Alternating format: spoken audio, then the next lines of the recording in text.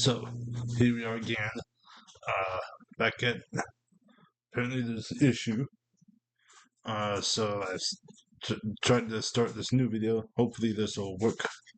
And just to not make this too long, I started off where the video recording had issues with quantized radiation. That's where we'll start this time. So let's get at it. Let me erase all this real quick. There we go. Alright, so quantized radiation. So, first things first, quantized radiation. First, we have to start with class that is not very visible. Hang on. We're going to start off with classical radiation. No. Give me a minute. No, it's good. We'll just erase all this. Classical radiation. So, classical radiation, we can have, say, like a magnet. Imagine like a bar magnet here with a north, poorly written North Pole. Hang on. There we go. A South Pole. And imagine this magnet is rotating. Under classical radiation, this rotating magnet will create a bunch of electromagnetic radiation,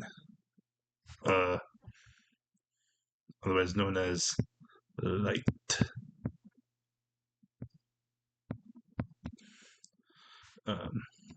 And under classical physics, you could have any, like a continuous wave. Think of like a water wave, If this is like a water wave at the ocean, or like a sound wave.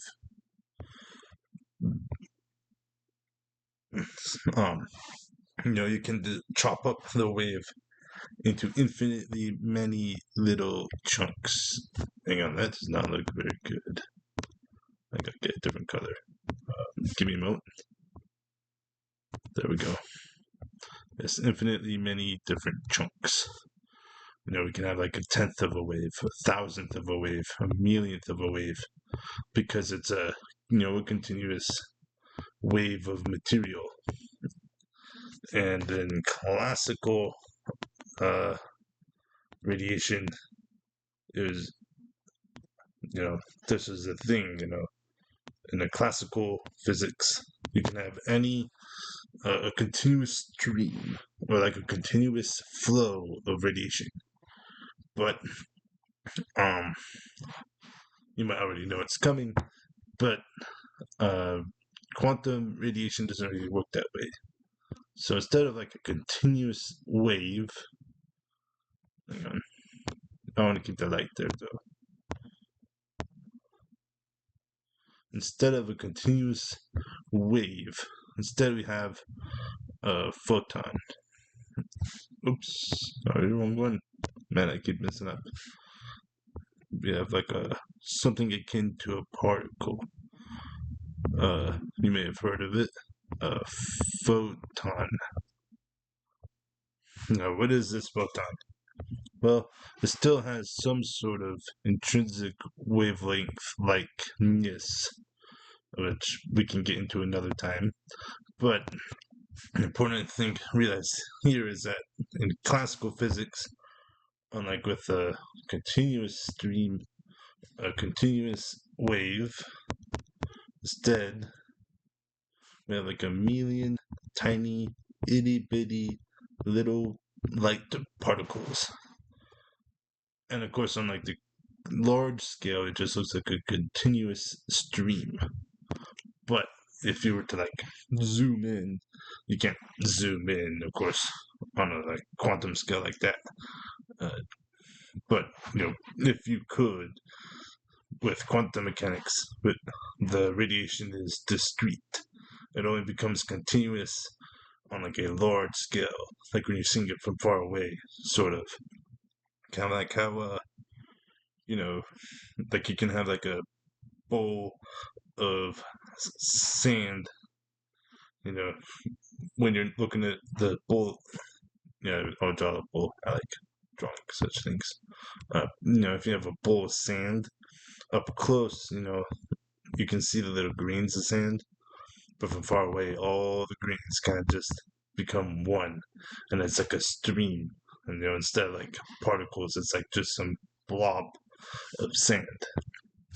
So,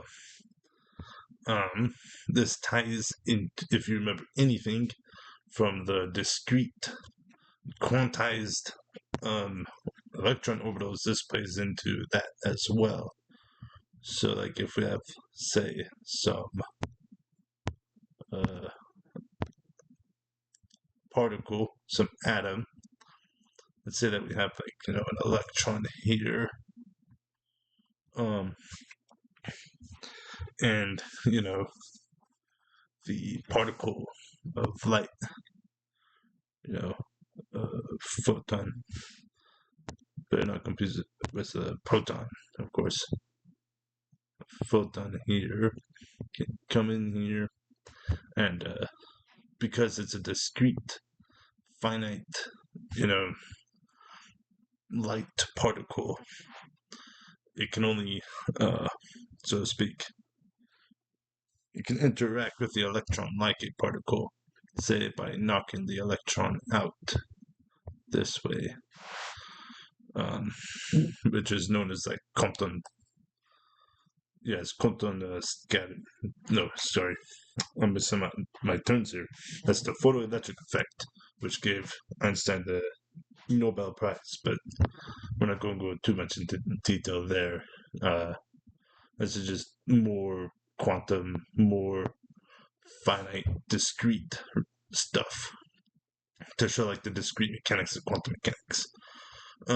Next up is probably get more, I guess, relevant. I mean, it's all relevant, but you'll see them eventually.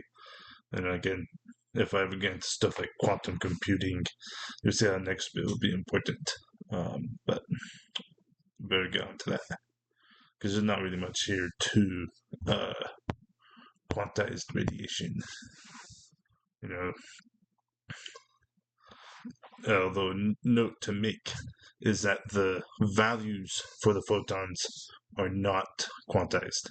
So like energy, wavelength, frequency are not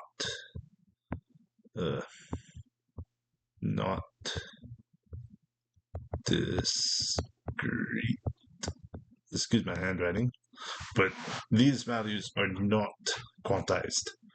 They can have any value, at least as far as I've heard. Unlike the electron orbitals. So don't get confused. This isn't a case where the photon can only have discrete wavelength. I know that might be a little confusing because last time I was just talking about discrete electron energy, but that's just how it is. Obviously, if you hear it often enough, then it might be less confusing. But that's just all there is to it. The photons themselves are discrete, but their energy is not, unlike the electrons. And if that confuses you because of the discrete electron orbits, just don't think about it, if that helps. Anyway, on to the next subject. On to quantized spin. So, if you don't, give me a second. I've set this up. All right. So, don't be intimidated by this setup here. Looks like it's a lot, but don't worry about it. At least for now. So, one extra thing about classical, just like electric physics in general, is that electric charges can be deflected or adjusted by magnetic fields. Like if we have some particle here has some charge and it flies through this between these magnets, it can be deflected or moved in some way. And one of the ways it can be deflected is due to, its rotation. Like if I shouldn't have erased it, this electric particle has some rotation of some kind. It can be deflected in this direction or this direction, and obviously, it can have all sorts of spin uh, stuff and rotation of some kind. And in classical physics in everyday life, rotation can have a continuous value, but I mean, you probably saw this coming because this is like the theme. But in quantum physics, even rotation is quantized, as I'll illustrate. So, if you take these electrons, which have an electric charge, and you feed them through this magnetic field, um, if it was like a classical rotation, they could be deflected all over the place. They could be deflected there, they could go here, they could go there, they could go there, but spin is quantized. So what does that mean? That means it can only take on certain values. In this case, with this setup, it can only take on two different values. So if we send the electrons through, it can either go up here because of our setup. It doesn't have to go up. It's just that we put the North Pole magnet on the top and the South Pole magnet on the bottom. If we flipped it, it would be reversed. But anyway, they can either go, up, or they can go down.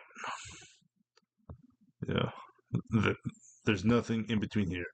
They won't go in the middle. Now you can adjust how much they go up because of the strength of the magnets, but you can't make them have like half of the way. It's either all the way up or all the way down. And in order to make things more convenient, we call these down spin and up spin. And this is quantized, just like the orbital levels.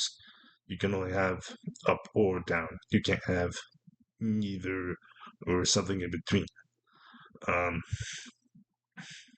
Anyway, there's not a whole lot else to this, so I'll just be off then. I think next time, though, I'll be going into some of the continuous mechanics because, sometimes quantum mechanics can have discrete values, especially for bound systems. But for free systems, this is no longer the case. But don't worry about that just remember that we have quantized or discrete, systems where only certain values are permitted, or where,